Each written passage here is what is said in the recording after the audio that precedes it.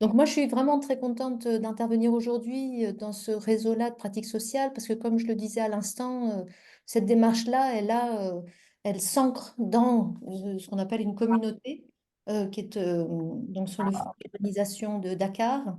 Le travail universitaire, c'est- il est d'abord de s'ancrer sur place pour comprendre, accompagner, transformer co-transformer, co-construire de la connaissance. Et il n'empêche que le travail universitaire, à un moment donné, c'est d'extraire de la connaissance pour pouvoir la diffuser. Et la diffuser à nouveau, donc de la transposer dans un autre cadre de pratique sociale, je trouve cela très intéressant et ça donne vraiment du sens à la démarche que je tente de mener dans mon doctorat. Euh, comme vous le voyez sur cette première diapositive, moi, donc c'est bien au Sénégal que cette démarche se passe, où le théâtre forum au Sénégal se passe sur des places publiques et avec des publics qui sont en fait des publics convoqués, puisque c'est au sein de conseils de quartier que se sont jouées les pièces de théâtre que j'ai pu accompagner. Euh, et ce qui fait certainement deux grandes différences par rapport au théâtre forum tel qu'il peut être pratiqué en France, c'est-à-dire que voilà, on a un public convoqué, donc qui vient éventuellement aussi en famille. C'est pas parce qu'il est convoqué qu'il ne vient pas en famille, mais enfin euh, qu'on peut que les gens s'empêchent de venir en famille, mais voilà, il est convoqué et c'est sur la place publique, donc d'autres personnes peuvent arriver aussi. Donc ce qui en fait un dispositif social assez fort et avec des aléas aussi assez. L'autre point aussi, c'est de dire aussi, oui, moi je suis dans ce que j'appelle autrice embarquée dans un projet art, sciences, société qui a lieu au Sénégal. Donc je vais revenir sur cette question-là et que cette démarche-là, donc je l'amène dans le cadre d'un doctorat. C'est un nouveau type de doctorat qui s'appelle Pratique et théorie de la création littéraire et artistique. Euh, et la question que je travaille dans ce doctorat-là, c'est de trouver des récits qui embarquent en zone critique. Je reviendrai sur cette notion de zone critique. Mais dans l'idée d'embarquer, il y a l'idée de sensibiliser, bien sûr, donc à une situation donnée, mais il y a aussi l'idée de la transformer. Donc c'est dans l'idée que l'art puisse transformer une situation et non pas seulement sensibiliser. Et donc pour ce faire, je travaille sur différentes échelles du récit. Donc le récit qui se trouve sous forme de livre, hein, assez classiquement, de récit papier, on va dire lisible, lettré, fait avec des lettres. Et puis, il y a aussi un autre type de récit qui serait l'installation, l'installation ou l'exposition, qui est cette fois voilà, multi-informé, plurivocal. Et puis, il y a cette échelle-là, qui est une échelle beaucoup plus collective, celle du théâtre forum. Et puis, je fais l'hypothèse d'un autre type de récit encore, qui serait le récit de territoire, à échelle encore beaucoup plus large, c'est-à-dire comment on saisit à un moment donné les transformations qui se jouent au niveau d'une zone, au niveau d'un territoire, et comment les acteurs sociaux prennent en charge ce récit-là. Bon, je ne vais pas vous faire ma thèse aujourd'hui, je ne suis pas encore à la soutenance, c'est juste pour que vous situiez où sont mes préoccupations. Euh, donc ce premier euh, oui, pardon, oui. Avant d'en arriver là, peut-être juste pour, oui, donc je vais parler de deux, avant ça, oui, je vais parler de deux expériences en fait de Théâtre Forum. L'une qui a eu lieu donc toujours dans le même projet, un projet qui s'appelle le projet RGO. Je reviendrai dessus tout de suite. Donc deux pièces de Théâtre Forum qui ont été jouées, l'une au mois de janvier 2022 et l'autre au mois de juin dernier, donc en juin 2023. À deux moments différents du projet Art Sciences Société. Le premier moment, la première pièce était là pour sensibiliser au déploiement d'un capteur euh, sur lequel je reviendrai aussi, et puis au déploiement d'un capteur de la qualité de l'air, et puis le deuxième, donc c'est plutôt, disons, une première pièce de sensibilisation au projet, aux questions, une première prise de contact, et puis la deuxième pièce était centrée sur la restitution des résultats, en sachant que tout le monde était dans une situation très délicate, puisque les résultats étaient très incomplets et plutôt incertains. En tout cas, du moins, très incomplets. Donc voilà les deux pièces qui ont été sur lesquelles je vais revenir maintenant. Avant cela, je voudrais contextualiser et dire comment je me suis retrouvée là et comment ce projet Art Sciences Société interdisciplinaire et international s'est retrouvé donc à Sébikotane. Sébikotane, c'est une ville qui est à une quarantaine de kilomètres de Dakar, au Sénégal. Et c'est une ville qui, depuis 20 ans, a connu des transformations énormes, puisque sous la pression démographique, urbanistique, industrielle du développement de Dakar. Cette ville qui était, il y a encore 20 ans, une succession de villages, se retrouve être une ville assez dense. La population a été multipliée par 10 en 20 ans. Enfin, c'est énorme. Donc, on avait une succession de villages qui étaient séparés par des vergers. Et aujourd'hui, on a une autoroute à péage qui a traversé le village, qui l'a séparé en deux. C'est devenu deux villes. Aujourd'hui, actuellement même, on a un TER qui est en train d'être construit et qui là aussi est en train de séparer la ville en deux. On a des industries qui sont arrivées, notamment donc des industries de recyclage de voitures.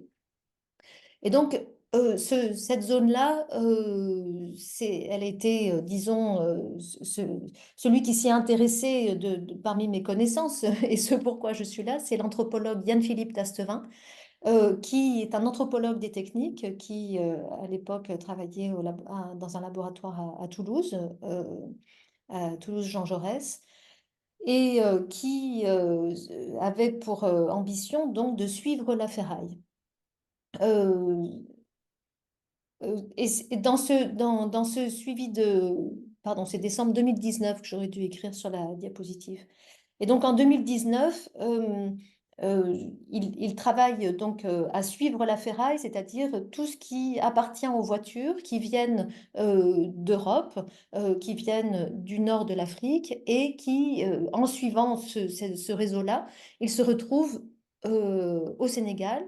Où il y a beaucoup de petits ateliers de démantelage de voitures et cela l'amène, donc il suit ces dépôts-là, il suit les charrettes, il suit les camions qui transportent ces démantelages de voitures. Euh, et voilà, enfin, c'est là qu'il en était lorsque, pour ma part, je lui rends visite en décembre 2019 et on continue ensemble cette enquête-là parce que quand on est des amis chercheurs, bah, on cherche ensemble. C'est ce qu'on fait quand on se rend visite les uns les autres. Et on se retrouve interpellés dans la zone de Sébikotane, donc à 50 km de Dakar, euh, par des activistes qui disent, ah, vous en voulez du recyclage de voitures, ici il y en a, et il y a toutes les pollutions qui vont avec, puisque dans cette ville-là, il y a une usine de recyclage de batteries au plomb.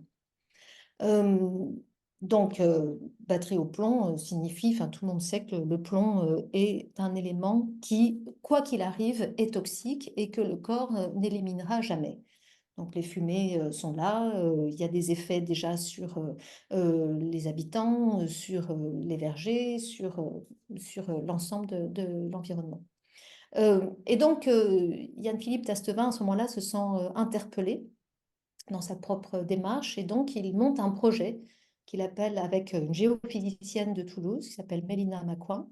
Il monte un projet qui s'appelle le projet RGO, dans lequel je suis conviée à faire l'autrice embarquée, donc à raconter ce circuit du plomb, ce moment pendant lequel enfin, occasion lors de laquelle je m'inscris donc en doctorat pour travailler à ces récits donc, qui embarquent.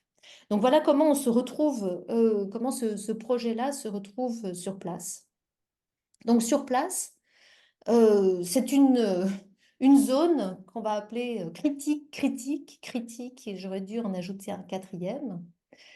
Donc cette zone de Sébicotane, donc avec cette usine de batterie au plomb, alors déjà c'est une zone critique dans le sens que lui donnent les géosciences aujourd'hui, dans la mesure où bah, c'est-à-dire que c'est une façon de considérer l'espace habitable sur Terre, d'un point de vue écologique, comme un enchevêtrement de tous les flux qui composent cette zone critique, qui composent cette surface, flux atmosphérique, flux géologique, flux du carbone, flux de tous les éléments donc, qui composent cette surface-là et qui font que, c'est ce qu'explique Jérôme Gaillardet dans son livre qu'il appelle La Terre habitable, euh, qui fait que l'ensemble des éléments qu'on appelle vivants, mais bien au-delà encore, sont tout le temps en mouvement, tout le temps en interaction, et que ce sont des effets de réaction et d'action et de réaction qui composent le monde habitable.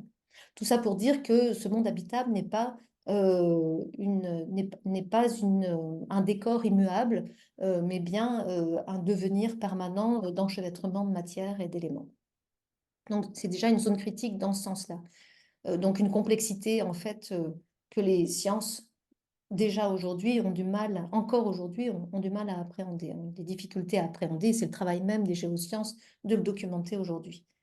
Cette zone, elle est aussi critique, on le voit là, sur ces photos, parce qu'en fait, dans ces circulations d'éléments, il y a des courts-circuits. Donc, court-circuit du plomb qui se retrouve dans l'atmosphère et qui vient se déposer ici sur des palmiers, puis sur la brousse ici. Mais c'est aussi un court-circuitage donc, pour l'ensemble des activités humaines ici de pâturage sur la deuxième photo dans laquelle bah, voilà, les usines se mettent à rencontrer des activités agricoles. Et puis, il y a un court-circuitage aussi entre ce qui se construit derrière ce baobab, c'est-à-dire des habitations juste à côté de l'usine, et puis en fait, ce qui est déjà détruit, c'est qu'entre les ruines et qu'on voit au premier plan et les constructions, il y a des temps complètement emboîtés et qui se jouent à une rapidité assez incroyable, quoi. C'est-à-dire, on est là à des rythmes de transformation de paysages qui pour nous, enfin, en tout cas pour moi, quand je suis arrivée sur place, étaient assez inimaginables, étant donné la stabilité en fait des paysages qu'on peut le plus souvent connaître sur notre continent. Donc voilà en quoi déjà c'est deux fois critique. Puis c'est critique aussi dans la mesure où dans cet espace-là, donc cette zone-là est devenue, avec le projet RGO, une zone d'observation. Dans ça que c'est critique aussi, c'est-à-dire que c'est une zone d'attention et d'attention scientifique. Et cette attention scientifique-là, elle s'est notamment faite par un capteur de la qualité de l'air que Mélina Macouin, donc du laboratoire de géosciences de l'environnement de Toulouse, à l'Observatoire Midi-Pyrénées, a conçu, créé, postulé comme capteur de la qualité de l'air qui se fait sous forme d'écorce d'arbres, d'eucalyptus qu'elle recueille et puis qu'elle met dans des toutes petites boîtes. Je ne sais pas si vous voyez ma souris quand je la bouge. Oui. Donc elle met dans des toutes petites boîtes et puis qu'elle fait entrer dans un magnétomètre pour en mesurer donc le magnétisme en faisant l'hypothèse que ces écorces d'arbres, en captant les particules atmosphériques, voilà, enfin, en faisant l'hypothèse qu'elles captent ces particules atmosphériques, lesquelles contiennent toujours des matériaux ferreux lorsqu'ils sortent de ces usines de recyclage de voitures, et qu'elle peut donc mesurer ce magnétisme-là pour donner une photographie de la zone à partir à partir de cette mesure-là. Dans, le- euh, Dans le projet RGO, il y a donc des géosciences telles que ici la, géomagnétisme et puis ensuite la géochimie. Il y a aussi de l'anthropologie, il y a aussi de la toxicologie, de l'épidémiologie, des sciences de la santé, c'est-à-dire que cette zone devient critique parce que plusieurs disciplines sont autour, sont en train de l'étudier. La particularité, deuxième autre particularité de ce projet, c'est que, donc voilà ici le capteur, euh, c'est que il a été conçu comme un projet de science participative. Euh, si je vous explique le projet en question, c'est aussi pour montrer que lorsque je vais parler de pièces de théâtre forum, ces pièces de théâtre forum sont prises dans un réseau humain euh, extrêmement dense, puisque ce capteur-là donc a été construit sur place, c'est-à-dire que les écorces d'eucalyptus ont été récoltées sur place. Les écorces ont été conditionnées sur place à Sébicotane. Les capteurs ont été montés sur place et puis ils ont été déployés par toute une cohorte de médiateurs. Ici, on en voit trois, là, c'est ceux qui sont en triangle autour, qui sont passés dans 280 maisons de Sébicotane. Et comme dans une maison en Afrique de l'Ouest, il y a au moins 4 5 adultes, euh, un homme, sa mère, ses femmes, et puis éventuellement ses frères avec ses femmes. Ça fait rapidement beaucoup d'adultes, je dis 4 5 c'est un minimum. Donc ça fait tout de suite une grosse partie de la population qui est ici, en fait, resensibilisée à la question des pollutions, puisque les pollutions, comme je vous le disais, là, ça avait déjà donné lieu à des conflits environnementaux. Euh, Dès l'installation des usines, 3 ans plus tard, puis encore 3 ans plus tard, les usines, pardon, j'ai oublié de vous le dire, se sont installées en 2013 sur place. Ça fait en fait une dizaine d'années que le conflit environnemental euh, va et vient en fait sur ce territoire-là. Et là, le déploiement en fait de ces capteurs-là a fait que les gens ont pu être resensibilisés euh, tout en ayant une autre attitude, c'est-à-dire resensibiliser sans être, enfin disons, en devant être, en étant amené en accueillant ce capteur à être patient, puisque le capteur est laissé dans les maisons pendant 6 mois, et ensuite il y a le temps d'analyse qui fait encore 6 mois. Donc, ça fait encore au minimum. Donc, ça fait un an pendant lequel on peut penser aux pollutions sans, disons, se faire submerger par l'angoisse d'être pollué tout en étant attentif à la question. Voilà l'effet du capteur. Et puis, autre chose encore, c'est-à-dire que ce capteur-là, déjà, il a eu cette capacité-là à suspendre, à rendre présent, mais à suspendre la question de la pollution. Et puis, il a eu aussi comme effet, à cause de ce déploiement-là, de remobiliser, de beaucoup mobiliser autour de lui. Parce qu'il y a eu beaucoup de réunions, des réunions d'information, des réunions de médiation, des réunions d'organisation, avec tout un déploiement, donc avec ces médiateurs qui vont dans les maisons et qui expliquent la démarche. Donc, et tout cela au plus près des gens, mais aussi dans les sphères auprès des autorités aussi, municipales, préfectorales.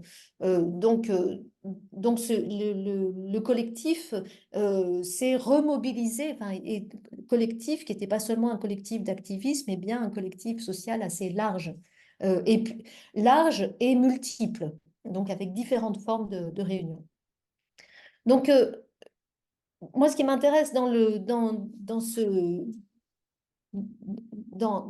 cette question enfin, puisque je vais parler ensuite de théâtre, c'est-à-dire de voir aussi que le théâtre ici, enfin, oui, s'insère dans un réseau en fait extrêmement serré, euh, euh, euh, serré, dans lequel il y a beaucoup d'attentes, mais beaucoup aussi de laissez-passer qui sont donnés, parce que lorsqu'un projet arrive de France, parce que c'était l'enjeu ici, enfin, c'était la situation plutôt, quand un projet arrive de France, il s'agit aussi de le légitimer sur place quand on arrive au Sénégal. Et le légitimer sur place, c'était aussi prendre le temps de cette parole-là. Donc, c'est aussi une zone critique dans le sens où, très clairement, le projet est en attente de jugement. Et puis, la situation est en attente de jugement aussi. C'est-à-dire, ce qui est attendu, c'est de savoir dans quelle mesure c'est pollué ou pas. Les gens ont une expérience de la pollution, savoir si c'est dangereux, à quel point c'est pollué, quels sont les effets et comment trouver des moyens d'agir. Tout cela est en suspens ici, mais donc c'est aussi une zone critique dans le sens où on attend on attend de savoir comment agir à partir de là. Ce qui m'a intéressé d'observer, c'est voilà ici des comédiens qui sont au travail, eux aussi, qui sont aussi au travail d'enquête. Donc, en allant sur place, en allant déambuler, on a là une colline avec 7 baobabs, qui est une colline sacrée, avec juste à côté une maison qui est en cours de construction, enfin déjà avec une collection de parpaings qui est ici posée devant. Ces comédiens, donc, ils vont notamment, puisque ce sont des écorces, les capteurs sont faits sous forme d'écorces d'arbres, ils vont enquêter aussi sur les plantes, sur les arbres qui sont autour, en sachant, donc, j'apprends, moi, à l'occasion, que cette connaissance des plantes est très fine sur place, puisque, toute une partie de la pharmacopée se joue avec des plantes, se, se pratique avec des plantes dans toute l'Afrique de l'Ouest notamment. Et qu'en fait, chacun ici connaît les plantes et leurs usages.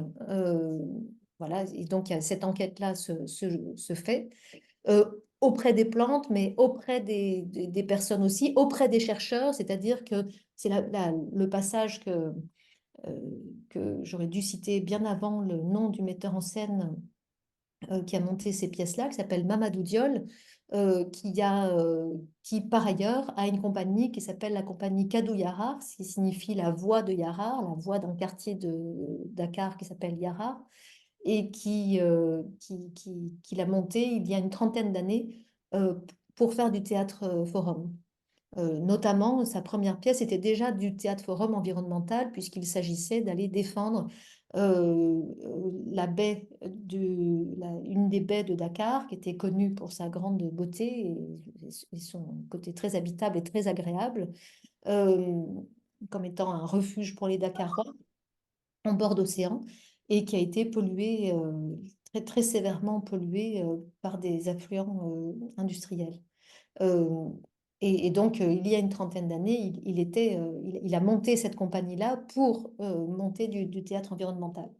Quand il se déplace à Sébikotane, il travaille avec des comédiens de Sébikotane et donc il fait faire une enquête aux comédiens.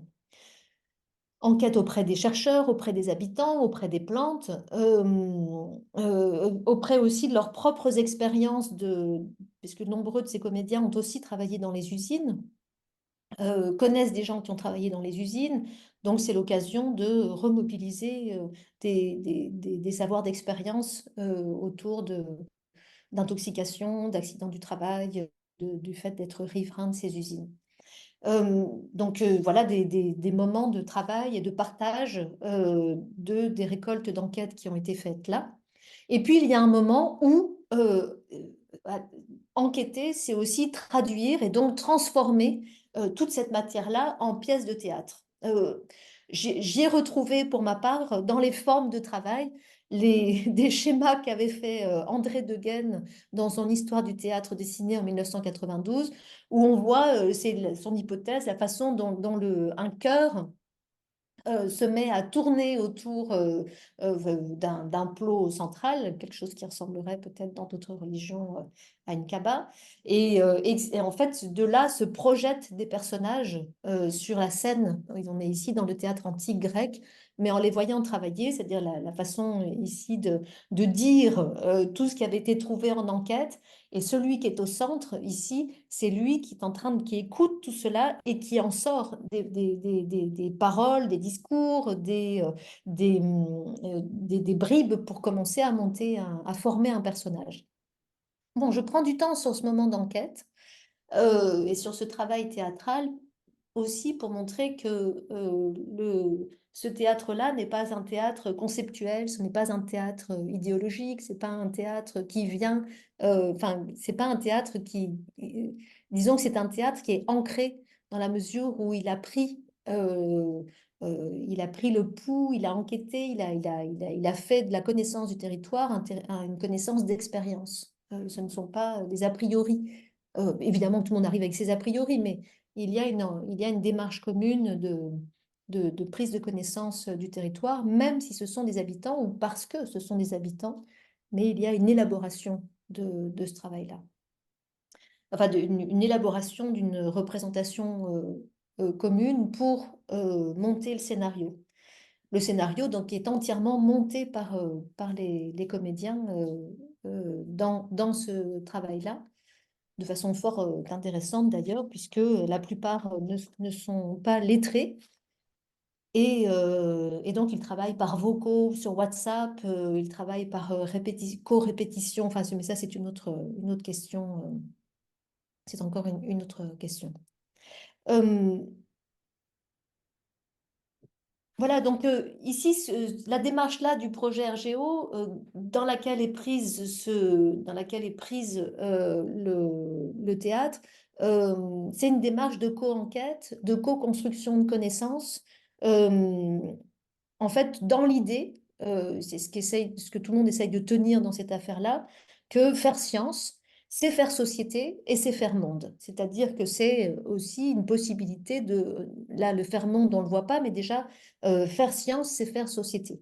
Et c'est vraiment avec ces bonnes intentions et je crois ces bonnes pratiques que nous avançons dans le projet. Et voilà donc les pièces qui ont été proposées dans ce projet si bien intentionné, qui sont venus apporter de la critique, et vous allez voir laquelle, dans le projet en question. Et c'est ce qui me semble extrêmement pertinent et que je voudrais vous présenter maintenant. Euh, Donc oui, il y a deux pièces qui ont été, il y a deux pièces qui ont été créées, comme je vous le disais en tout début. Donc les deux s'appellent capteurs. C'est moi qui ai appelé la première le capteur capté et la deuxième le capteur le retour, en accord avec Mamadou Diol. Mais voilà, c'est pour dire sur place, c'est la première pièce, la deuxième pièce, c'est moi qui pour parler de ces pièces-là, leur ai donné des titres, mais ce ne sont pas les titres sous lesquels elles sont connues sur place. Donc ces deux fictions-là ont été là donc pour faire apparaître peut-être des choses qui étaient là évidemment dans le projet, mais qu'on avait moins qui ne peuvent pas faire l'objet d'un discours partagé. Vous allez voir, et d'où l'importance d'avoir ce tiers-lieu du théâtre à un moment pour pouvoir parler des choses, enfin pouvoir montrer des choses qui pourraient déranger la constitution du collectif. Euh, donc là, un récit rapide de la première pièce. La première pièce, elle raconte comment donc là, ce sont des vendeuses de mandarines qui viennent chez donc on est dans une époque lointaine, enfin pas si lointaine, mais qui paraît lointaine de Sébikotane, en tout cas qui n'est plus actuelle, où des vendeuses de mandarines viennent chez un propriétaire, euh, chez un agriculteur, et lui acheter des mandarines pour aller les vendre ensuite en bord de route, comme ça peut se faire encore beaucoup. C'est idyllique, c'est merveilleux, tout se passe bien. Donc ça, c'est la première scène, on a un tableau complètement idyllique. Deuxième scène, ces vendeuses de mandarines reviennent et il n'y a plus de mandarines, il n'y a plus de mandarines du tout, les vergers ne donnent plus, ça ne produit plus, elles ne savent pas comment elles vont nous pouvoir nourrir leur famille. Celui qui a celui qui a des mandarines dit bah oui, il n'y en a plus, c'est depuis que les usines sont là.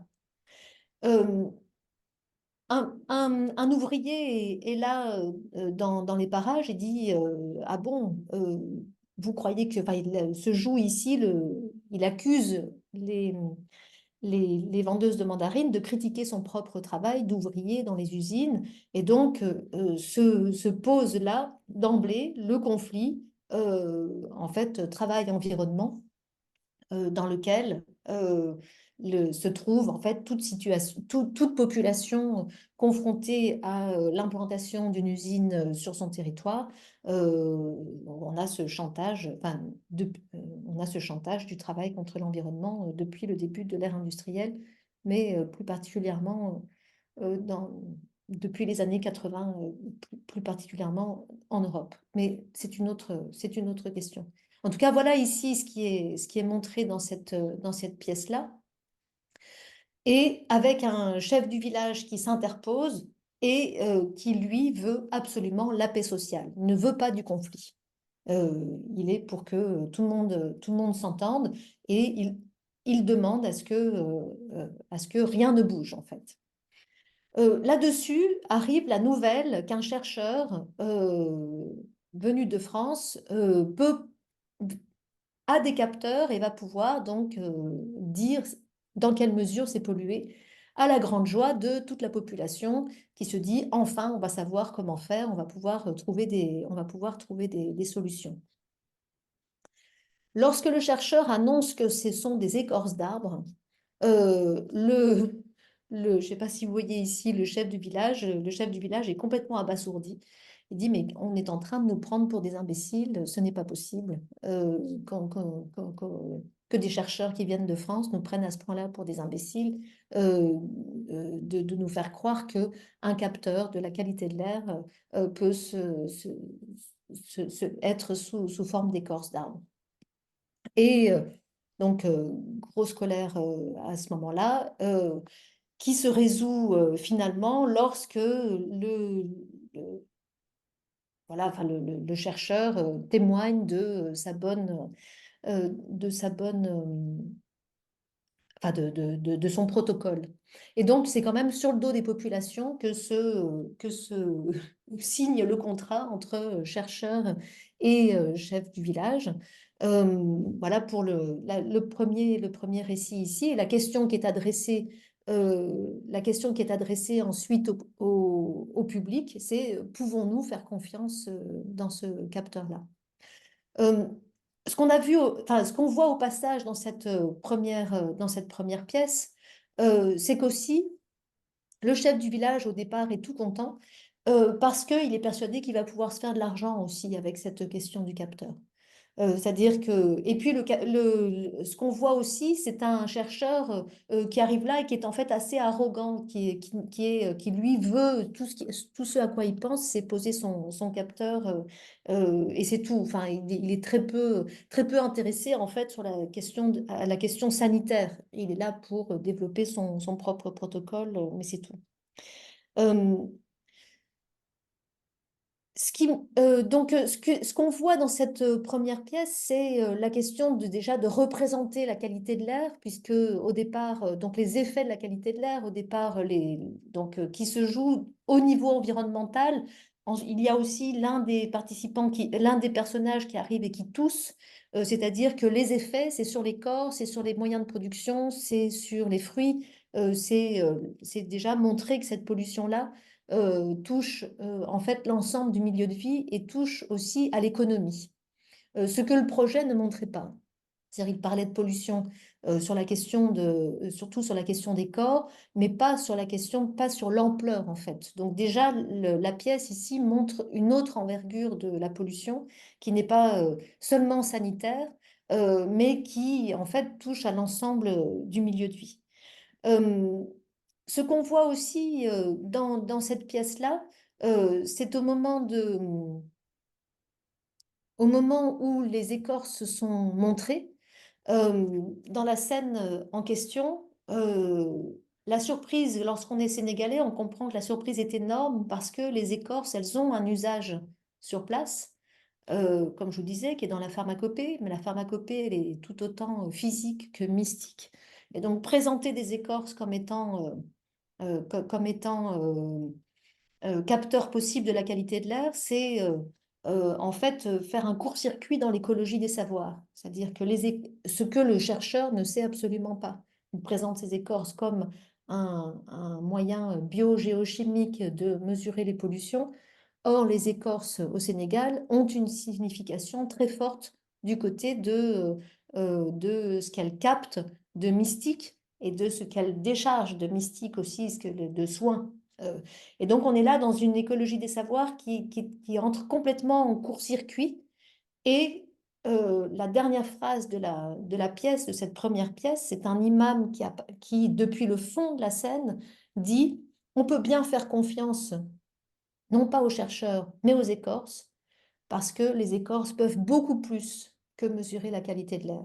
Et donc, en fait, l'accord qui se joue à la fin, qui se joue dans la pièce à la fin, ici, c'est aussi un accord qui se joue pas tellement avec le chercheur, mais avec les écorces. Donc, c'est aussi ce que montre cette pièce-là, c'est-à-dire une écologie des savoirs qui est complètement inégale et qui n'est pas symétrique, qui n'est pas reconnue symétriquement, en fait. C'est là, puisque le chercheur ne connaît rien de la valeur des écorces et les habitants, en fait, du point de vue de ces écorces, euh, ne croient très peu, en fait, à leur pouvoir scientifique.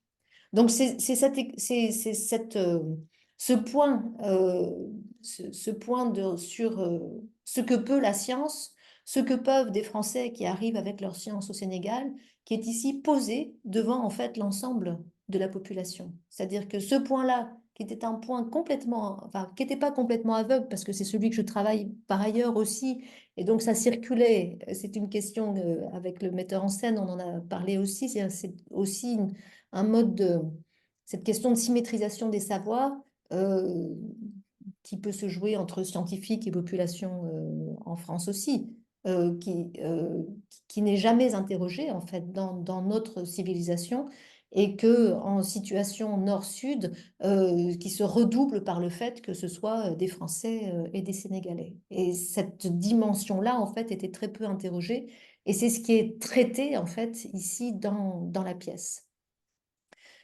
Cette dimension-là, elle va être rejouée dans la deuxième de façon encore plus forte. Euh, donc, récit rapide de la même façon. Le chef du village a reçu une lettre, que les habitants disent une lettre, oui, une lettre d'RGO, mais c'est quoi RGO? Qu'est-ce que c'est que cette histoire? Mais oui, les écorces, ah oui, ça y est, ils s'en souviennent. Ah, ça fait longtemps qu'on les a pas vus, ceux-là.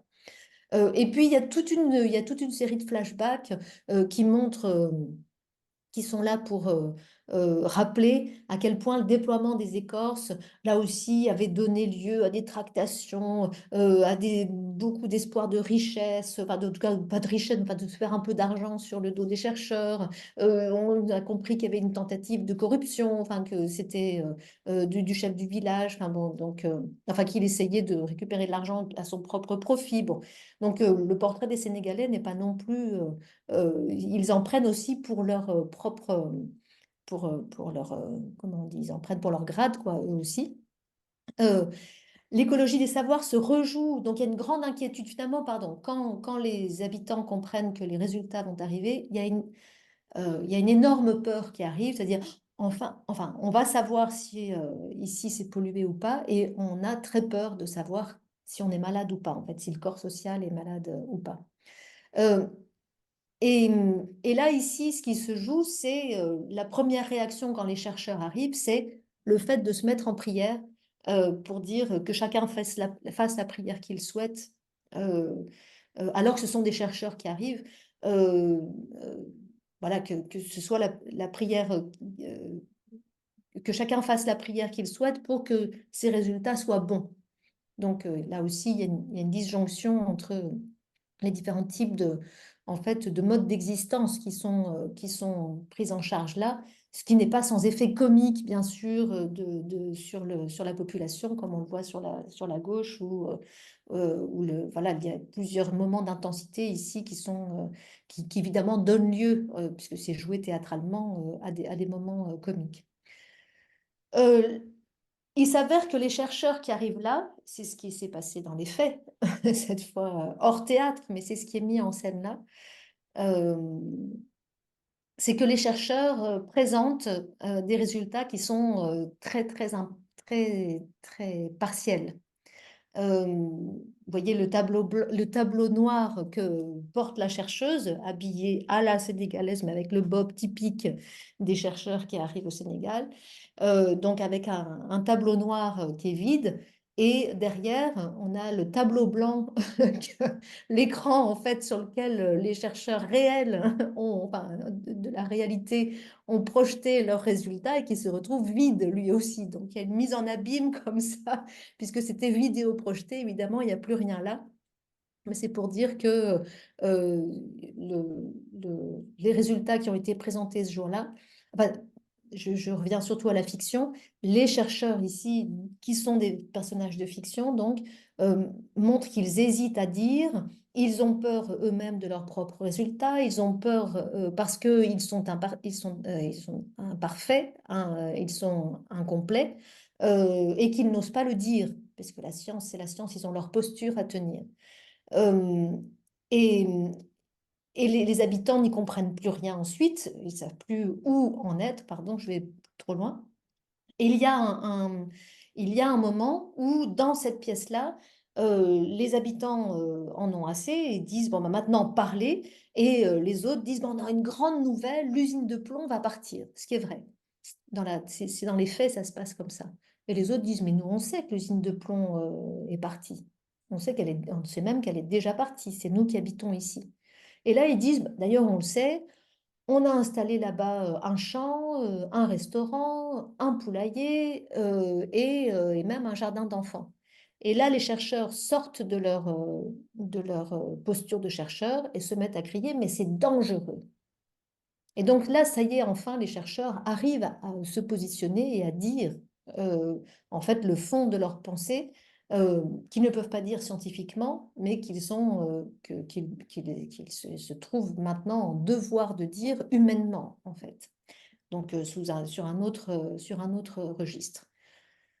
Et c'est là que les habitants ne comprennent plus. Ils disent, mais alors, qu'est-ce qu'on doit faire? Qu'est-ce qu'on doit faire? Et en même temps, là, les chercheurs, ça y est, se situent et disent, nous sommes à un moment où nous ne pouvons pas dire très clairement où c'est dangereux, quand c'est dangereux, à quel moment et dans quelle mesure, mais nous avons besoin encore de 5 ans pour poursuivre nos recherches. Et là, la question qui surgit, c'est comment on va bien pouvoir vivre encore 3 ans, 5 ans, pardon, sans savoir précisément. Et le débat qui a eu lieu ensuite a été un débat pour savoir si ça valait le coup de continuer à travailler ensemble et s'il y avait d'autres pistes que celles d'attendre les résultats et donc de savoir comment s'organiser lorsqu'on ne sait pas tout à fait euh, sur quel territoire on vit en fait, puisque les données scientifiques sont manquantes et donc il s'agit tout de même d'apprendre à s'organiser dans l'incertitude. Donc c'est ces questions-là qui ont été posées à ce moment-là, et qui ont permis que s'ouvre une assemblée. Euh, Moi, ce qui m'a intéressé dans cette pièce, là encore, donc c'est la question de l'écologie des savoirs, encore une fois, c'est la question du fait que dès qu'on parle de pollution, en fait, ça perturbe socialement, c'est-à-dire que les pollutions polluent non seulement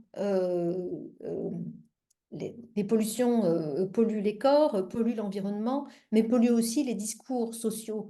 Parce que on voit que les personnes qui ont installé des habitations sur les ruines même de l'usine de recyclage de plomb ne savent plus où elles en sont du point de vue de leur propre sensibilité. Il y a le chef du village qui demande à l'une des habitantes de dire, mais est-ce que il y a des fumées, est-ce que tu bois du lait? Et donc ça, un classique, c'est-à-dire que dès qu'il y a trop de fumée, enfin, quand ce sont des fumées, quand ce sont des poussières qui viennent du désert, traditionnellement, les habitants boivent du lait, comme nous, on peut boire de l'eau pour faire passer la poussière, pour faire passer les pollutions. On boit du lait, c'est connu, c'est un remède connu. Sauf que là, le lait ne fonctionne plus comme remède. Donc, les pollutions, elles viennent perturber la connaissance qu'on a de son propre corps, la connaissance qu'on a des propres remèdes. Elles viennent perturber les discours, puisque les gens se disputent, ne sont plus d'accord les uns avec les autres, et viennent perturber la question de l'écologie des savoirs, c'est-à-dire à quoi on peut faire confiance comme type de savoir. C'est-à-dire que les pollutions, elles polluent en fait l'ensemble de l'atmosphère cette fois non pas seulement entendu comme particules en suspension dans l'air, mais dans tout ce qui permet tous les échanges en fait, les échanges physiques, les échanges mystiques, les échanges de savoir, les échanges sociaux. Polluer l'atmosphère, c'est polluer l'ensemble euh, des sphères en fait qui composent euh, qui composent les entités, que ce soit des entités intimes, des entités euh, sociales, des entités de parole, des entités politiques. C'est ce que montre en fait cette pièce lorsqu'elle montre tout ce qui est perturbé ici par les pollutions. Et ce qui m'a frappé en fait, c'est aussi la qualité de l'assemblée qui a été posée, euh, donc la qualité des échanges qui ont eu lieu ensuite. Euh, Puisque donc là, dans le cadre du Théâtre Forum, il y a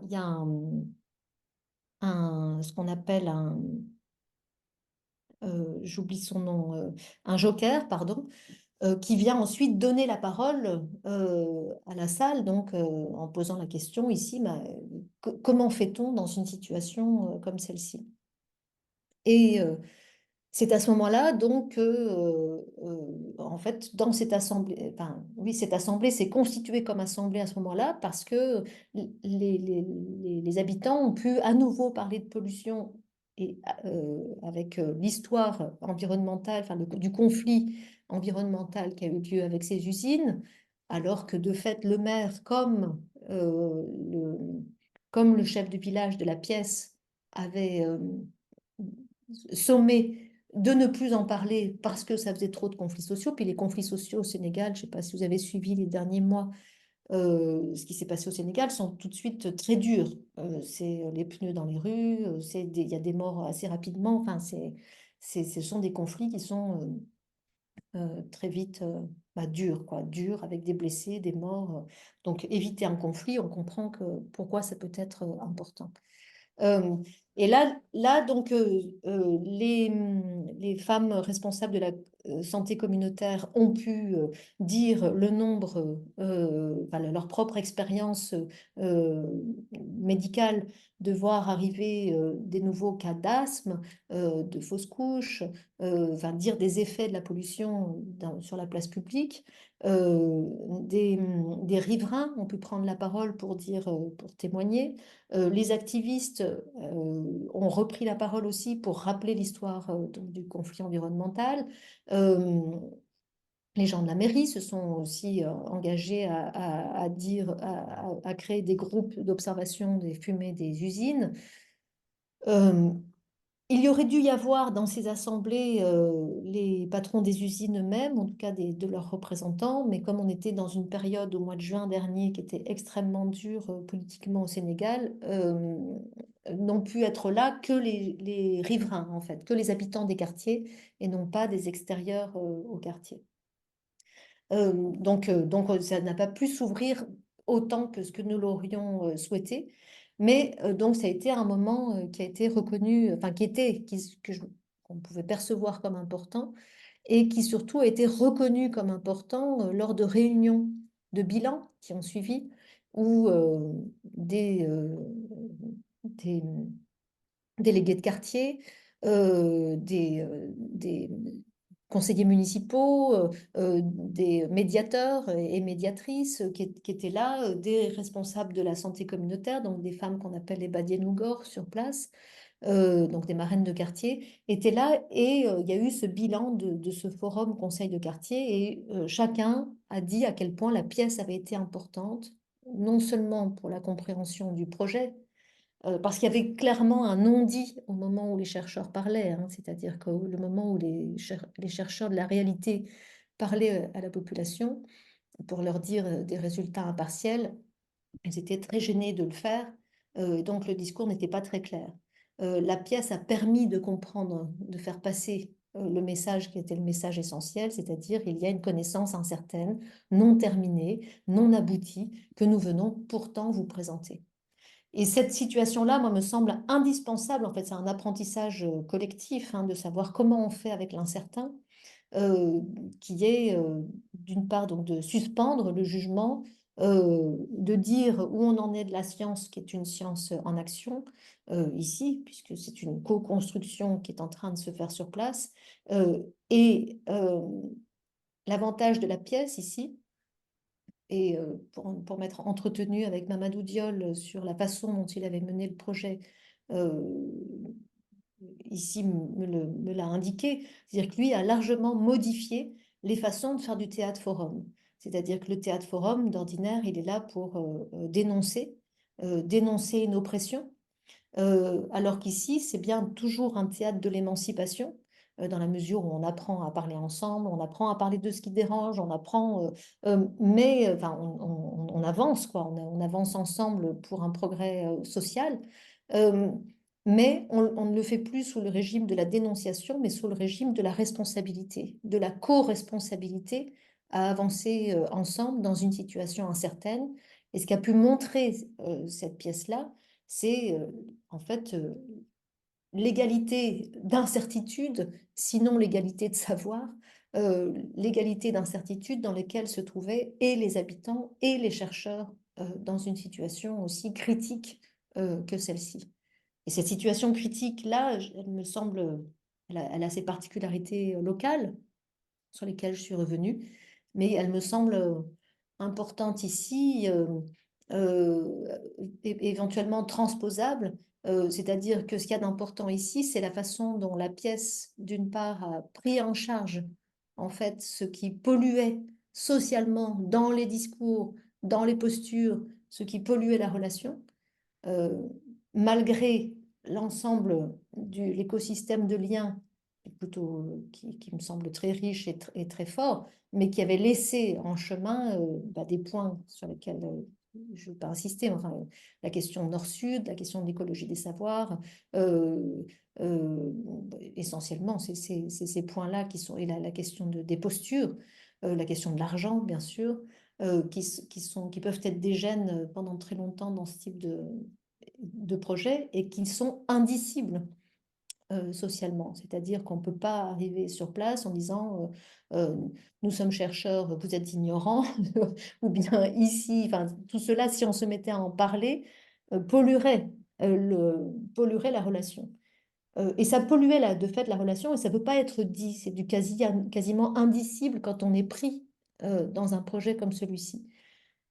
La pièce a permis de poser ces choses-là, d'intensifier ces problèmes-là, de faire rire et donc de jouer son rôle de catharsis dans une pièce de théâtre, c'est-à-dire de purification, purification de l'air, on est toujours sur l'atmosphère, hein, de le prendre en charge et de purifier l'air un moment pour parler de ce qui importe.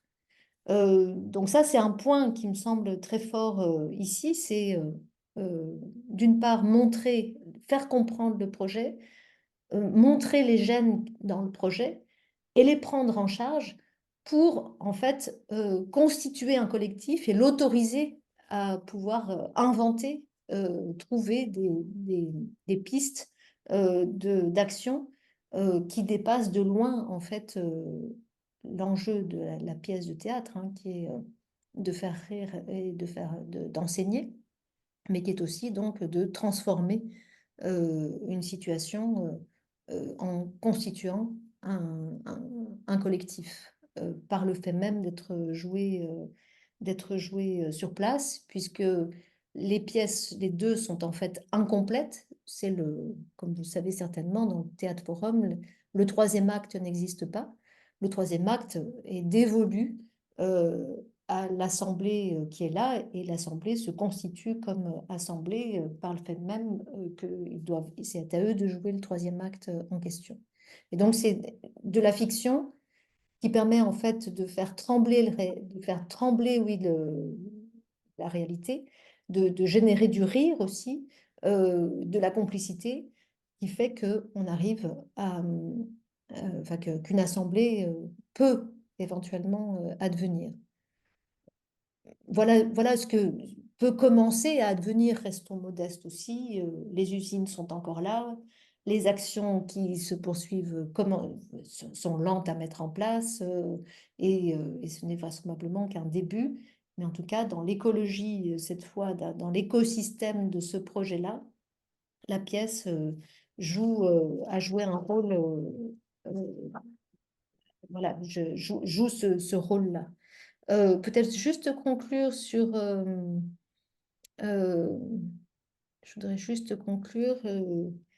oui, peut-être conclure sur la zone critique, c'est-à-dire qu'ici, ce qu'on voit, c'est que... Donc, ce qui m'intéresse ici, c'est de montrer que quand on parle de pollution, euh, on peut les dénoncer ou on peut les dénier. C'est souvent les pistes qu'on a là ici. Si on considère que les pollutions ici, c'est cette liste que j'ai donnée, c'est-à-dire de toutes ces échelles de pollution-là, on voit que la pièce de théâtre, elle montre que ces pollutions, elles sont aussi à prendre en charge à un moment donné, d'un point de vue thermodynamique, c'est-à-dire leur énergie est à prendre en charge et à suspendre. Et vraisemblablement, ici, le théâtre, ou bien peut-être le rôle de l'art en général, c'est aussi cette prise en charge, pour pouvoir suspendre un temps ce qui pollue la relation pour que autre chose s'ouvre. Or, cette vision-là, que je, que je suppose ici comme métaphore, mais j'en suis pas si certaine que ce soit une métaphore, c'est la vision même de la zone critique selon Jérôme Gaillardet, c'est-à-dire c'est la façon dont dès que une nouvelle substance arrive, quand il y a trop de carbone dans l'atmosphère, il y a dans la zone critique, il y a des entités qui prennent en charge les arbres, pour le coup, et qui suspendent, qui permettent en fait à ce qui polluerait complètement et tuerait le reste des entités dans la zone critique, qui le suspendent et qui le déchargent plus tard, mais qui permet en attendant que les êtres vivants puissent inspirer de l'oxygène et eux-mêmes enfin, réexpirer du carbone. Euh, et dans la zone critique, donc les pollutions, ce qui arrive, ces courts-circuits sont pris en charge autant que possible, parce qu'au moment de l'Anthropocène, vraisemblablement, il faut accélérer ces processus. Mais les processus sociaux ici jouent vraisemblablement de la même manière, c'est-à-dire que il y a des moyens de suspendre un temps, de prendre en charge ce qui pollue faire advenir, pour faire advenir en fait des possibles. D'où la potentialité du théâtre forum, c'est-à-dire c'est de cette façon-là qu'on peut se mettre à avancer en travaillant avec la pollution et non pas contre la pollution. Je ne suis pas en train de défendre les pollutions, mais pour dire qu'on peut se mettre à générer du possible à condition qu'on accepte que certains dispositifs puissent les prendre en charge, au moins du point de vue de l'atmosphère intime et sociale, sinon sanitaire. Et je m'arrête là. Merci bien.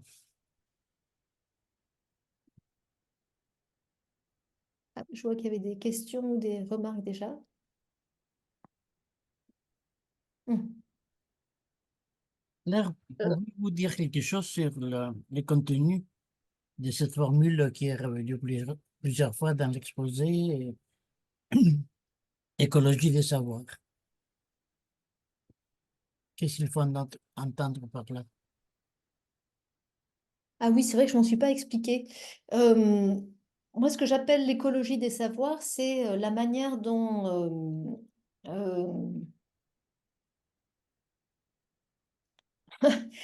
c'est la manière dont les savoirs c'est-à-dire que c'est là aussi, c'est toujours, je crois que je fonctionne, enfin que je réfléchis toujours sur ce même modèle, c'est-à-dire de se dire qu'un savoir, il n'est pas immuable, il vient de quelque part et il va à un autre endroit. Et quand dans ce trajet-là, donc c'est déjà historiciser les savoirs, c'est les situer, savoir d'où ils sont produits, comment ils sont produits, qui se réunit autour. Et le fait que lorsque ces savoirs-là sont constitués, ils en rencontrent d'autres, ils se transforment et ils donnent lieu à d'autres collectifs qui viennent se constituer autour et les consolider. Donc les savoirs sont vivants. Déjà, c'est en cela qu'il Oui, y a une oui. écologie des savoirs. Et l'autre chose, c'est que les savoirs fonctionnent en écosystème, là aussi, se renforcent les uns les autres. Et enfin, il y a des écosystèmes qui sont plus fragiles que d'autres. Donc, les savoirs, ça, c'est toutes les pensées autour du postcolonial et du décolonial, c'est de faire reconnaître des écosystèmes de savoir qui sont peu reconnus, qui ont été jusqu'à maintenant peu reconnus. Donc, l'écologie des savoirs, c'est d'une part dire, c'est postuler que ces savoirs sont vivants, ils sont situés, ils vont quelque part et se constituent des collectifs autour, et d'autre part que, il y a des écosystèmes qui peuvent être, qui sont très asymétriques en fait. Mm. Je ne sais pas si vous voulez que je réexemplifie, si c'est plus clair ou...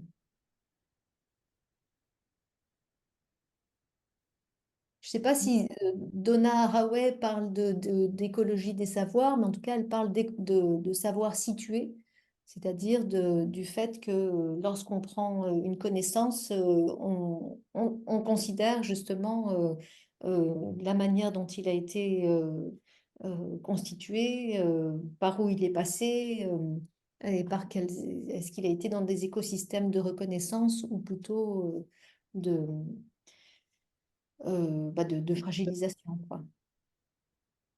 Ce que tu illustres très bien en parlant des connaissances sur les plantes, du lien au spirituel pour les Africains, enfin pour les gens de l'Afrique, et qui n'a pas le même ancrage et le même poids que le savoir pseudo-scientifique français, enfin je veux dire européen. Oui, On est bien. Enfin, moi, c'est ce que je comprends dans l'écologie des savoirs, c'est-à-dire que l'histoire du savoir naît de la terre, de pratiques autour des plantes, des arbres, avec des divinités qui sont là et n'est pas prise en compte ou n'a pas été prise en compte dans une culture occidentale qui s'appuie sur la raison, sur des raisonnements scientifiques, etc. Ça a même été très disqualifié. Mm. voilà, tout à fait. C'est Mm. une question vraiment complexe, hein. Vraiment J'ai pas. complexe. Oui, c'est une question complexe. Oui, Complexe, c'est-à-dire qu'il faut avancer doucement. Mm. Euh, Oui, c'est une question complexe et mais quand on est lorsqu'on est dans un projet scientifique comme celui-ci, on est obligé de prendre en compte aussi, enfin, on est obligé. Si on veut aller vers une transformation d'une situation écologique compliquée, complexe, il s'agit aussi de prendre en compte ce que savent les gens. oui, oui, oui, oui. Passion, Oui. et donc de savoir si lorsqu'ils disent mais qu'est-ce que c'est que ces écorces? Ou bien, enfin, il faut qu'on comprenne enfin, pourquoi ils disent cela. Euh, et donc, ça, c'est cette question-là, mais c'est aussi, par exemple, dans l'étude sur les pollutions, même ici en France, il y a une sociologue une sociologue des pollutions qui s'appelle Christelle Gramaglia, qui travaille à faire reconnaître le savoir expérientiel des riverains des usines en France, hein. Elle travaille notamment autour de Fos-sur-Mer, mais aussi au Portugal, autour de Viviers. Bon, elle a plusieurs terrains en Europe, et plutôt en Europe du Sud d'ailleurs. Elle travaille avec des Allemands aussi. Bon, donc c'est comment, comment on fait reconnaître ces savoirs d'expérience. Parce que très souvent, sur les pollutions, on dit que elles sont invisibles, et que finalement on ne sait pas, qu'on n'a plus les sens, que nos sens ne sont pas capables de les percevoir. Euh, elle interroge les riverains des usines, ils disent mais il y a des moments, il y a des odeurs, et puis on tousse davantage, et puis on est réveillé la nuit par un certain bruit, et à ce moment-là, il y a ce savoir d'expérience, c'est-à-dire à force, les gens savent quand fermer les fenêtres, ils savent quand balayer, ils savent quoi boire. Enfin, cette question de boire du lait ici et au Sénégal, elle est transposable en France aussi sur des adaptations que les gens font. Donc, dès que c'est le week-end, ils partent plus. Bon, ils partent davantage. Leur jardin, ils le font plus sur place, mais ils ont acheté un petit terrain à côté. Enfin bon, ils invitent moins leurs petits-enfants, mais sur place, mais ils louent des maisons ailleurs. Enfin, il y a tout un savoir et surtout des actions qui sont issues de l'expérience du fait d'être riverain à côté d'usines. Ces savoirs-là ne sont pas actuellement reconnus par les agences sanitaires en France comme savoirs sur lesquels pourraient s'appuyer les tribunaux. On dit toujours, vous n'en savez rien, attendez les experts. Mm. Euh, Attendez, vous ne savez pas si c'est pollué ou pas. Alors que, il y a toute une attention déjà portée à ces existants-là qui font que bah voilà, ça pourrait être constitué comme connaissance, mais ça ne l'est pas. Donc c'est cette écologie des savoirs ici Oui, qui est c'est un savoir d'expérience, quoi. Et alors, on va oui, dire... c'est un savoir d'expérience. Si je disais complexe, c'est bon, parce que c'est bon, les chercheurs en question sont en prototype. Et vous-même, vous êtes chercheuse et votre posture est radicalement différente de la prétention scientiste des chercheurs de la pièce de théâtre. C'est vous, Oui, ce serait euh, une méconnaissance totale de ma part si vous disiez, mais vous aussi, vous êtes comme eux. Mais non, non, parce que le terme chercheur recouvre des tendances les plus différentes, non, les plus différentes. C'est pour ça que j'ai dit une des raisons, j'en ai d'autres, mais bon. Et c'est pas la science, mais disons, je n'opposerai pas l'aspect, c'est discutable, hein.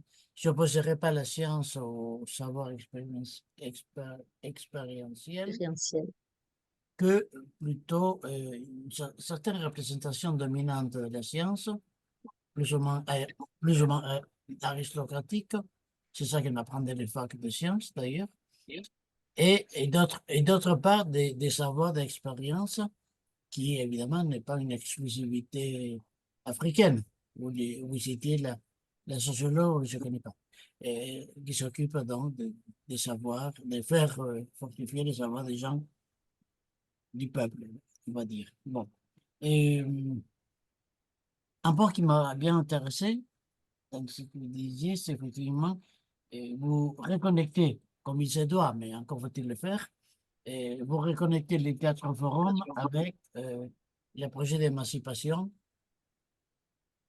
tel que Frère, Paul Frère pouvait les formuler à son époque, hein.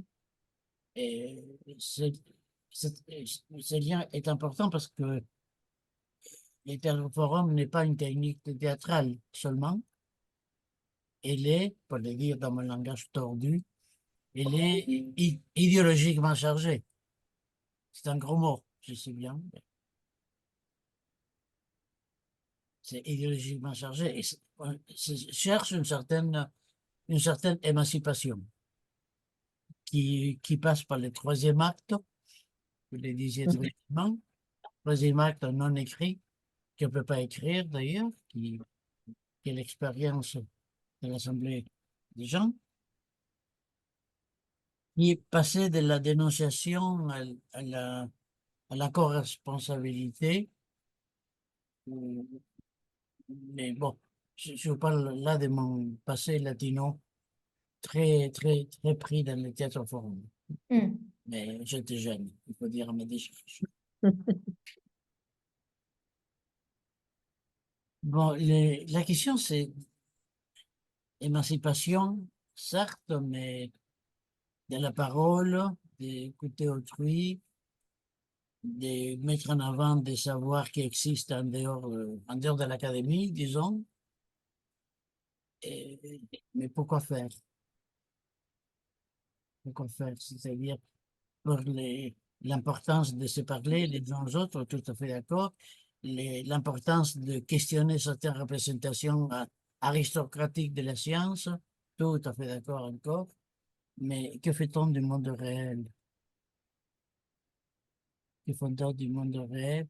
Et les plombs et les voitures, Oui. qu'est-ce qu'on fout avec, pour parler scientifiquement? Qu'est-ce qu'on fout avec?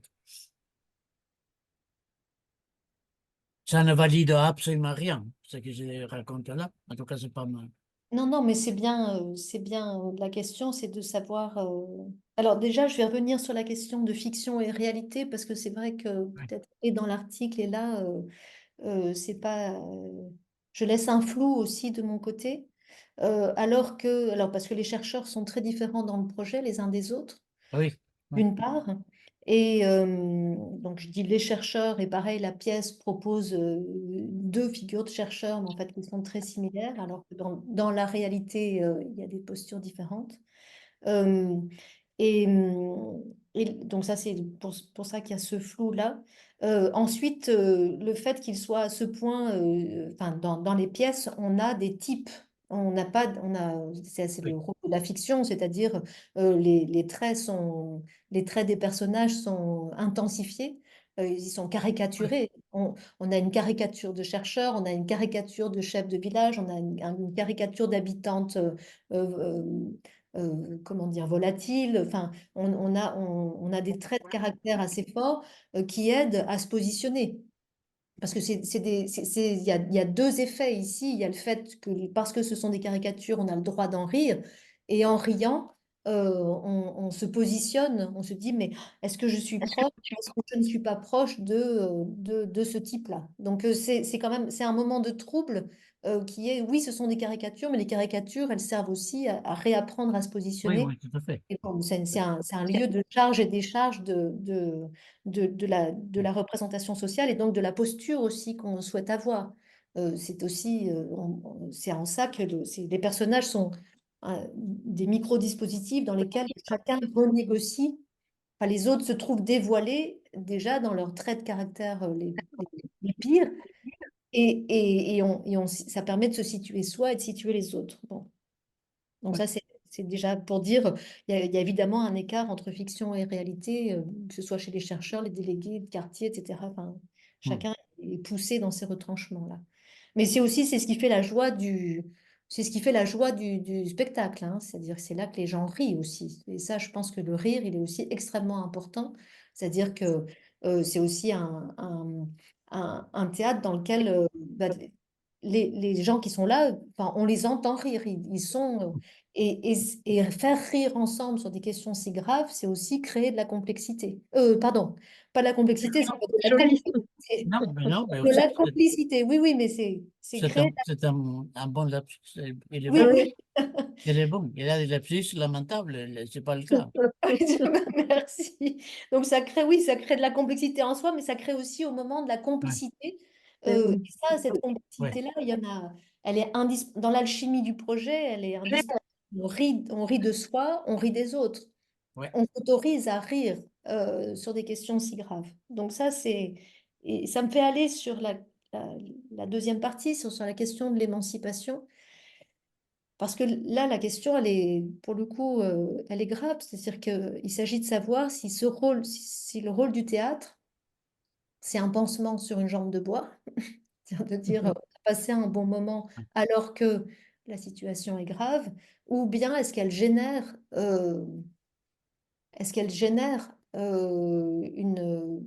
quelque chose qui tient du réel, quelque chose qui tient de la transformation. Euh, Bon, ça, il y a que le temps. Il y a que le temps qui nous le dira. Si il s'est passé enfin, si ce type de conseil de quartier, avec ces moments de discussion et l'ensemble du projet, surtout si il portera euh, les, les- déjà c'est ça. Maintenant, sur la question, la différence entre l'émancipation qui va vers la critique, pour le coup, donc de dénonciation, et celle de l'émancipation, de la co-responsabilité, de la co-construction. Euh, bon, ça répond aussi à des postures sociales, à des postures politiques héritées, vraisemblablement, et toute situation ne laisse pas le choix. Donc, je suis aussi prudente parce que quand le Théâtre Forum vient d'Amérique latine, et c'est pas pour c'est aussi en situation de posture, extrêmement dure, quoi. Donc, je ne vais pas rejeter cette dimension-là, mais il me semble que lorsqu'on est dans la situation d'incertitude que revêt une situation, un territoire pollué, parce qu'il est pollué, mais on ne sait pas où, on ne sait pas quand, on ne sait pas si c'est à toutes les heures, on ne sait pas comment vivre avec. euh, c'est assez différent peut-être d'une situation où la dictature est plus claire, Oui. plus franche. Elle est plus la violence, c'est une violence qui est avérée, qui est déclarée et qui fait partie du discours qui l'accompagne, qui discrimine très fort. La particularité de la violence des pollutions, c'est que c'est une violence lente, souvent silencieuse et insidieuse. Et donc peut-être que l'émancipation qui a travaillé du côté de ce type de catastrophes qui ne disent pas leur nom, ce type de catastrophe lente, c'est apprendre à faire avec l'incertitude et agir avant même de savoir. Mais ça, personne ne sait comment on fait. Et là, il y a une égalité de savoir, qui est une égalité de savoir qui relève ce qu'on peut appeler les communs négatifs. Euh, un chercheur appelle les communs négatifs, Charbonnier, un autre appelle le mal commun, les maux communs, Mathieu Mm. Dubéret. Donc, qui fait que là, il s'agit d'abord de constituer où est la catastrophe. Et là, on est dans une. C'est pour ça que en même temps cette double façon de s'émanciper, elle répond à un héritage du 20e, enfin, du 19e et du 20e siècle. Euh, mais elle répond aussi à peut-être la deuxième co-responsabilité, elle répond peut-être à une situation très très actuelle, qui est celle de la situation des catastrophes lentes. Enfin, très actuelle du point de vue occidental, parce que cette question de catastrophe lente, j'oublie le nom présentement du nom de celui, c'est un Américain qui a posé qui a posé la question de la catastrophe lente du point de vue des Suds. L'une des premières grandes catastrophes lentes étant la mise en esclavage et en déportation des, des Africains Ouais. dans la déportation transatlantique. Euh, donc pour nous, c'est nouveau parce que, parce que pour nous, occidentaux, du Nord, c'est une prise de conscience récente. Il y a des expériences de catastrophes lentes qui se jouent dans d'autres civilisations depuis très, très, Oui, très... oui, oui, tout à fait. Est-ce que je vais poser une question? Vous avez parlé, Madame Dutray, d'un projet venu de France. Est-ce que ça ne peut pas interroger justement sur le fait que venu de France, ce projet est élaboré déjà par des chercheurs français, avec le risque, il me semble que vous avez évoqué, d'une posture, d'une démarche qui pourrait être qualifiée d'un peu de coloniale? Je me risque à ce terme. Bon. Projet de venue de France, mais pas projet construit avec les autochtones. Et quelque chose qui peut interroger sur projet venu de France et qui arrive et qui, on peut penser, pardon pour la manière dont j'interprète ça, mais on peut penser que du coup, effectivement, il y aurait une stratégie pour mieux faire intégrer ce projet qui, si j'ai bien compris, je ne suis pas sûr d'avoir bien compris, viserait une forme de conscientisation politique.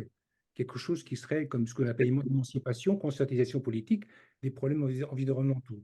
Enfin, projet venu de France, ça, je vous interroge là-dessus. Oui, alors c'est vrai que j'ai dit projet venu de France parce qu'il a été formé au départ, euh, il a été conçu dans son tout départ par donc le binôme dont je vous parlais, là, par Mélina Macouin et Yann-Philippe Tastevin, qui sont français. Il est financé par des subsides français et américains.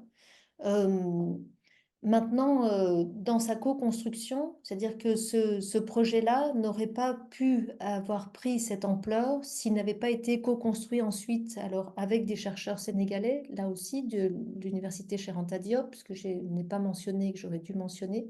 Et puis surtout, dans la première partie, donc en disant tout l'écosystème de liens qui s'est fait, sans avoir l'accord, l'aval, le soutien, l'accompagnement des autorités, de médiateurs de la population. C'est-à-dire que c'est un projet qui est venu de France, mais qui se co-construit sur place, avec, pour celui qui le coordonne sur place, donc Yann-Philippe Tastevin, la volonté et la mise en œuvre d'une symétrisation à chaque étape du projet. Donc, s'il y a des chercheurs français, il y a des chercheurs sénégalais. Si des Français peuvent venir au Sénégal, on fait tout pour que des Sénégalais puissent venir en France, mais là, c'est tellement plus difficile à cause des visas.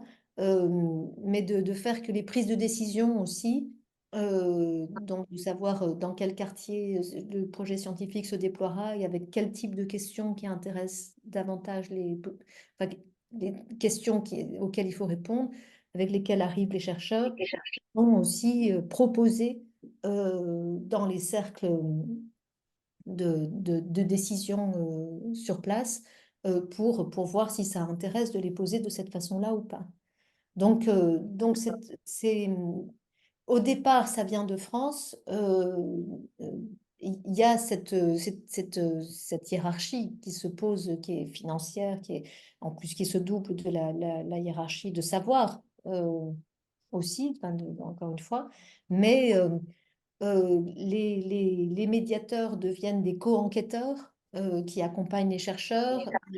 C'est eux qui connaissent le territoire, qui savent où aller, dans quelle maison, voir qui plutôt.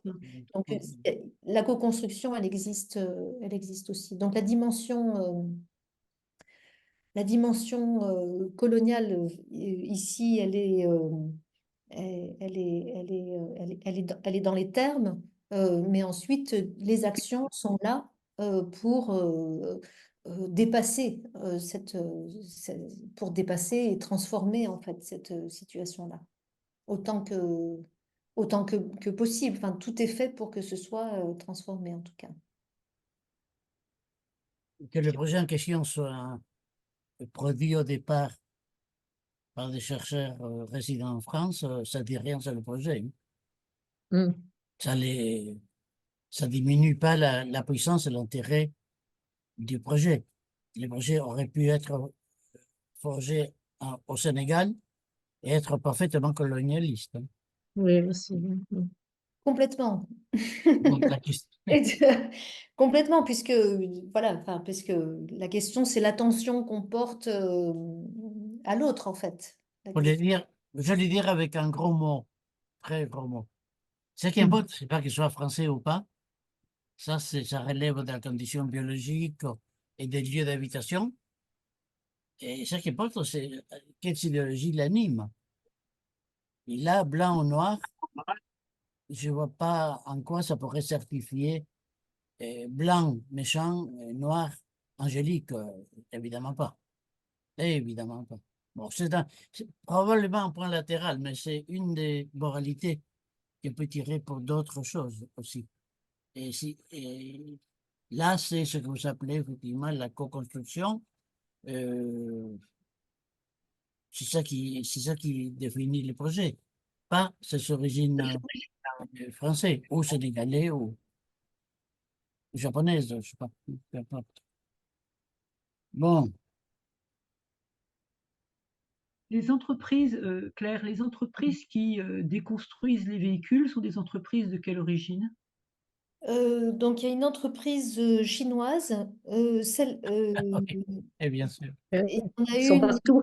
et oui, ceux qui ont l'entreprise de démantèlement de batteries au plomb qui a déménagé, donc, mais qui a déménagé à 80 km de là, c'est une entreprise indienne. Et dans la troisième, ce sont des Libanais. Ah Parce oui. que tu évoquais l'absence des patrons lors des assemblées. Est-ce que c'est simplement un problème de contexte politique du moment, ou est-ce que c'est autre chose? Ça peut être autre chose. Ben là, c'est difficile de le savoir et on le saura vraisemblablement au mois de juin prochain où il y a un autre forum qui va se mettre en place. Euh, mais quand même, le contexte du mois de juin, si vous reprenez les actualités des 8, 9, 10 juin 2023 au Sénégal, le pays était, on a cru qu'on pourrait ne rien faire, qu'on pourrait rien faire, ne rien tenir de ce forum-là. La préfecture avait euh, enlevé son autorisation que se tienne le forum en question et on a pu négocier. Euh, Interdit, vous voulez dire. comment? Enlever son autorisation veut Et dire. enlever, oui, je ne sais pas ce que j'ai dit. Eh Oui, oui, c'est ça. Et oui, oui, donc, oui. elle a interdit. Aller retirer son autorisation, Oui. voilà, enlever l'autorisation Eh de oui, ils tenir sont le astucieux, forum. ils savent à quoi il s'agit. Mais parce qu'en fait, toutes les forces de sécurité du Sénégal étaient centrées sur Dakar parce que Sonko venait de se faire emprisonner et qu'il fallait tenir la ville. Et on nous a dit que les conditions de sécurité ne seraient pas, qu'on ne pourrait pas tenir ce forum-là au niveau de la ville de Sébikotane. Mais le tissu social étant ce qu'il est au Sénégal, c'est-à-dire de toute façon assez serré et beaucoup plus tenu, beaucoup plus relié en fait que le tissu social français. Des conseils de quartier ont pu se tenir parce qu'en fait, un conseil de quartier, le délégué de quartier, les conseillers du délégué de quartier, la marraine de quartier, enfin tout le monde se connaît. Et donc, le délégué de quartier peut convoquer sa population et être responsable de sa population. Parce qu'en fait, tout le monde se connaît. Donc, dès qu'il y a quelqu'un qui arrive là qui n'est plus connu, on sait qu'il faut, il y a on sait enfin, on sait qui c'est, quoi. Et donc là, il y avait des gens de Dakar qui auraient dû venir aussi, d'autres chercheurs qui auraient dû venir, mais les circulations étaient de toute façon très difficiles hein, à tenir. Donc ils ont été invités, mais ils avaient toutes les raisons de ne pas pouvoir venir là à ce moment-là, quoi. Donc la suite, on ne sait pas s'il y a d'autres raisons. Ce serait à Moi, voir. je voulais poser une question plus de méthodologie. Euh, sur le Théâtre Forum, vous avez évoqué, Claire, la dimension culturelle, hein, les situations fictionnelles, voire réelles, sont jouées dans des contextes culturels pour imager des populations différentes, hein, avec des cultures différentes, en plus par des comédiens. Et donc, c'est un peu en cascade, c'est encore une pollution. C'est une pollution aussi. euh, Tout ça pour en venir au fait que il me semble que les gens qui vivent sur place savent quelque chose hein, de ce qui leur arrive. Voilà. Comment sont travaillés, comment est travaillé le nœud entre ce que vous avez évoqué, la peur, la jalousie, la colère, la haine parfois, euh, l'opposition des ouvriers par rapport aux paysans, etc. Comment c'est travaillé avec les représentations, c'est-à-dire la culture de chacun et la culture qui vient de la culture du chercheur qui vient polluer aussi peut-être des décisions que pourraient prendre les gens du lieu. Ils décident pour l'instant de construire des maisons, parce qu'ils n'ont pas peut-être d'autre choix, dans des endroits où il y a du plomb. Mais ils pourraient aussi bien peut-être décider autre chose. Est-ce qu'il y a un accompagnement qui sera prévu peut-être, ou je ne sais pas si c'est l'objet du travail, de votre travail, un accompagnement des gens du coin, des gens du lieu. Je ne sais pas si je suis claire, mais c'est ces questions-là J'entends. que je Mm, me mm, pose. Où est le réel de ce qu'ils vivent? Comment mm. ça sera pris en compte au-delà de la politique, au-delà des enjeux économiques qui leur sont quand même étrangers, si ce n'est que ça leur permet de travailler à certains. Moi, j'entends deux questions. Il y a celle de d'où viennent les émotions? Est-ce qu'elles sont surjouées ou est-ce qu'elles sont, Oui, comment, c'est un peu ça. voilà, ouais, voilà. Et puis il y a l'autre qui est celle à laquelle je n'ai pas répondu tout à l'heure, qui est assez proche de celle de Saoul, qui est celle de et qu'est-ce qu'on fait maintenant, quoi? Où est le réel de la Ouais. situation? Mm. Donc sur la question des émotions, comme ça en méthodologie, c'est ce que je vous montrais sur l'une des... Enfin, les comédiens, ce sont des comédiens qui habitent ces bicotanes, Mm. qui ont des familles, qui ont des voisins, qui ont donc des... donc ça, c'est par le travail d'enquête que Mamadou Diol appelle le travail de fouille, hein, qui est le fait que ce sont les préoccupations... ce sont leurs propres préoccupations qui sont mises sur, et leurs propres connaissances de leur milieu de vie, qui sont transformées, qui sont traduites en personnages. Donc Oui. Mm. Oui.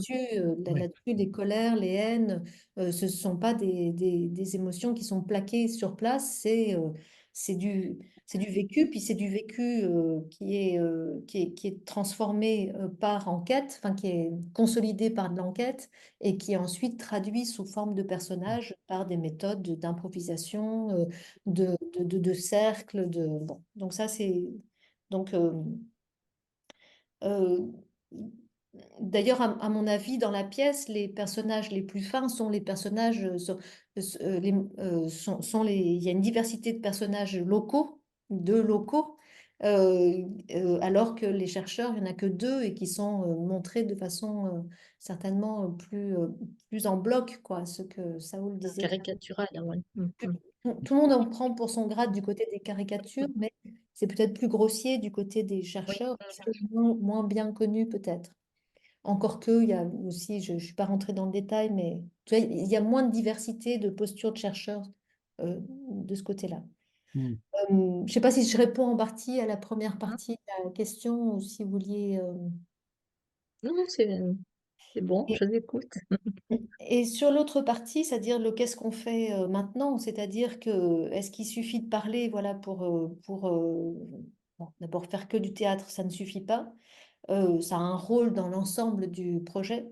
Il y a le forum et puis il y a l'ensemble du projet qui est en œuvre, hein, encore actuellement là au Sénégal, largement mené par Yann-Philippe Tastevin, voilà, et accompagné, enfin, et pas seulement par Yann-Philippe Tastevin, c'est-à-dire qu'aujourd'hui, c'est la mairie, les délégués de quartier, les marraines de quartier, les médiateurs, toutes ces personnes-là qui portent le projet et qui attendent et qui organisent des... Parce qu'en fait, les enquêtes continuent aujourd'hui en épidémiologie, avec une enquête cette fois sur l'état de santé de la population de Sépicotane. Mm. Donc, en allant faire des examens médicaux, en participant en fait à cette enquête sanitaire. Mm. Euh, donc ça, c'est le côté scientifique qui continue. Vraisemblablement, euh, enfin, oui, ce qui est en train d'être fait sur place aussi, parce que cette population assez bicotane, elle a augmenté très rapidement dans un temps très court. Donc les gens, en fait, se connaissent, mais se connaissent de moins en moins parce qu'il y a Oui. beaucoup, beaucoup de nouveaux venus. Et puis, c'est un territoire sur lequel il y avait quelques activistes, mais je l'ai dit plusieurs fois, à qui on a demandé de se calmer. Alors que dans une ville à côté qui s'appelle qui s'appelle Bargny, qui est aussi là, il y a un tissu d'activistes qui est beaucoup plus tenu, beaucoup plus tissé, beaucoup plus et en fait il y a des connexions qui sont en train de se faire entre les deux villes pour apprendre en fait pour apprendre à se mobiliser. Donc comment, parce qu'il y a déjà des groupements de femmes, il y a déjà mais la question disons qu'il y avait des militants à cette Icocane et peu d'activistes, et là ils sont en train de devenir activistes, si on peut faire la différence, Mais ouais. c'est-à-dire que ils sont en train d'apprendre à s'organiser aussi pour, euh, voilà, enfin on verra.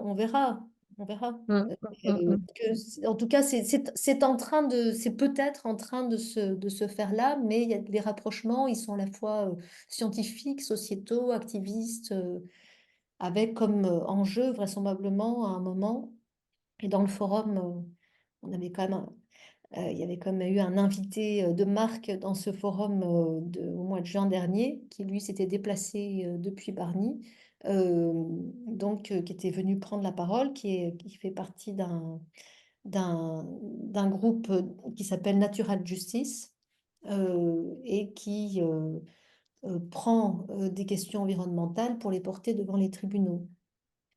Qu'il a été très D'accord. intéressé par la question parce que ce sont des groupes qui travaillent sur expertise des industries elles-mêmes, non pas avec des chercheurs. Donc là, le fait qu'il y ait des chercheurs, une population très sensibilisée, documentée, avec des activistes qui viennent travailler aussi les savoir-faire Oui, sociaux oui.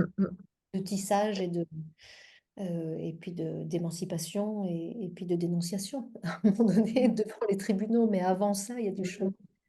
Donc voilà, mais tout ça étant, ce sont des pistes, des projets. C'est en tout cas la direction, elle est de ce côté-là. Il me semble votre exposé, Claire, est un exemple chimiquement pur de comment on peut travailler avec l'incertitude. Oui. Voilà. L'incertitude quant au résultat, Mm. la définition chemin faisant des objectifs, avec quelques points tout à fait intéressants, dont notamment l'incomplétude du savoir, quel qu'il soit, Oui. quel qu'elle soit. Bon, dans le rôle du méchant qui me revient souvent dans nos réunions, donc il me revient de rappeler l'heure Mm. et dire que on a fait une très bonne introduction de la thématique. Introduction. Et que donc, bon, il faut voir comment, si vous le voulez bien, pour faire revenir, pour travailler avec nous à partir de là. Ayant entendu, soit ici, soit ce soir, soit par YouTube, ayant entendu ce que vous dites, les quelques échanges que nous avons eu. Merci beaucoup. Merci. On pourrait imaginer aussi que dans ce cycle se continue avec une prise de parole de Mathieu Duperex que tu as cité, C'est parfaitement parce concevable. que, Oui, oui. Tout est possible. parce qu'il est dans ce même type d'approche, et puis de Jérôme Gaillardet, de façon à ce qu'on ait D'accord. des... Donc, Madame Carlotti vient de se proposer pour Mais oui, mais oui, je vais me proposer. organiser une prochaine Après, je conversation. propose, je ne dispose pas. Pardon? Qu'est-ce que tu dis Je dis que je pas? propose, mais je ne dispose pas. Ah, d'accord, d'accord. Bon. Donc, je te propose que tu te proposes d'organiser cette... Je vais les contacter. Oui, c'est ça. Mais ne dispose pas. Non, mais Limite-toi je à ne dis proposer.